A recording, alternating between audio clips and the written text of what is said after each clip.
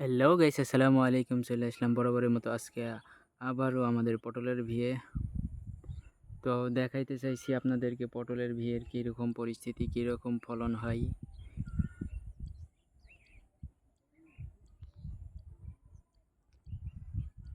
তো গাইস দেখেন আমাদের পটলের বানের অবস্থা। 4 দিন 5 দিন ধরে অনেক বৃষ্টি হইতেছে। বৃষ্টির কারণে গাছগুলো অনেক ভালো হয়েছে, বাট পটলের জ্বালাগুলো সব পচে যাইতেছে। দেখেন গাইস কি পটল ধরে আছে। তো মানুষ পটল করেও লাভবান হইতে পারে।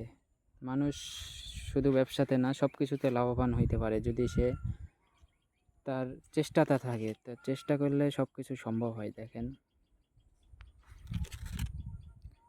এখানে এক জায়গাতে দেখেন গাইস কয়টা পটল ধরে আছে। একটা, দুইটা, তিনটা, চারটা, পাঁচটা, ছয়টা, সাতটা, আটটা, নয়টা, 10টা, 11টা, 12টা, এই এক হাত জায়গার ভিতর 12টা পটল ধরে আছে গাইস। দেখেন এগুলা যদি বড় হয় তাহলে কতগুলো হবে দেখছেন। তো এরকমভাবে আপনারা যদি পটল চাষ করতে চান তাহলে আপনারা এরকমভাবে বানের উপরে উঠায় সুন্দর করে লাগাই দিবেন। মাটিতে থেকে মনে করেন আপনার বানের পটল একটু বেশি ভালো হয়, বড় হয়, চাহিদা ভালো হয়।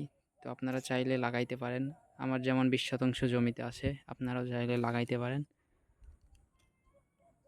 তো আজকের মতো ভিডিওটা এই পর্যন্ত। আল্লাহ হাফেজ।